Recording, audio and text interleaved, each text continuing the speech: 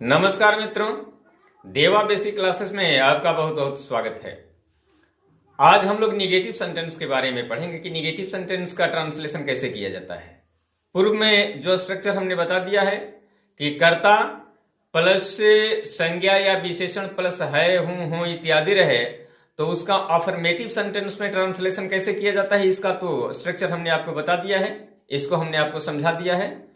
और आज हम लोग ये चर्चा करेंगे कि इसी स्ट्रक्चर पर आधारित निगेटिव सेंटेंस हो तो उसका ट्रांसलेशन हम लोग कैसे करेंगे।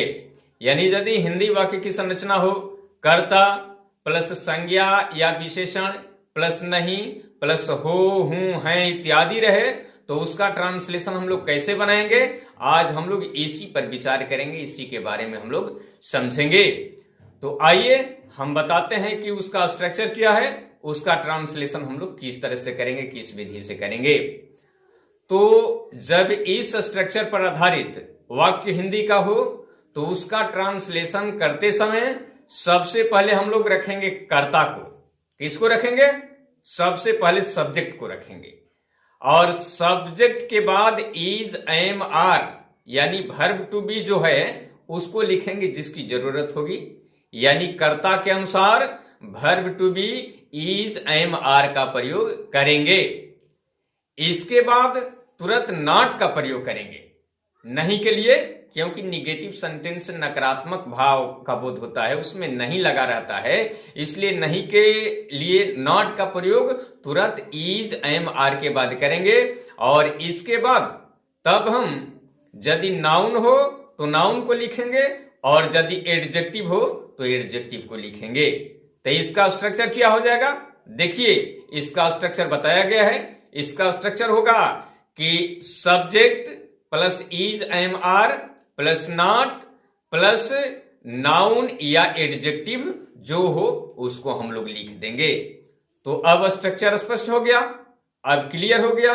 अब इसी स्ट्रक्चर पर आधारित हम कुछ हिंदी के सेंटेंस को रचेंगे और उन सेंटेंसों का इंग्लिश में ट्रांसलेशन करके देखेंगे, समझेंगे कि उसका ट्रांसलेशन कैसे किया जाता है। तो अब आइए हम लोग इसको समझें, इसको देखें। इस संरचना पर आधारित यदि हिंदी के वाक्य हों तो उनको कैसे ट्रांसलेट करेंगे। तो पहला वाक्य हम लेते हैं कि मैं उदास नहीं हूं। मैं उदास नहीं हूं तो इसका ट्रांसलेशन होगा आई एम नॉट सैड। बात क्लियर हो गई, क्योंकि पहले ही मैंने बता दिया है कि आई के साथ एम का प्रयोग किया जाता है, इसलिए क्या होगा कि आई एम नॉट सैड। दूसरा एग्जांपल, वह वर्ग में उपस्थित नहीं है तो ही is not present in the class. देखिए ही के साथ इसका प्रयोग किया जाता है, इसलिए ही के साथ हमने इसका प्रयोग किया है तो ट्रांसलेशन हो गया है he is not present in the class.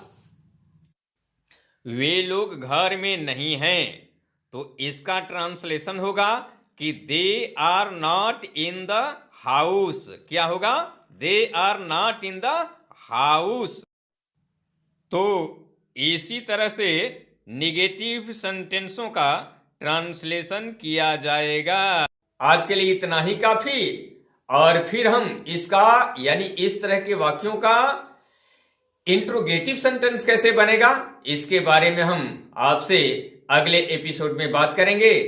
तब तक के लिए धन्यवाद।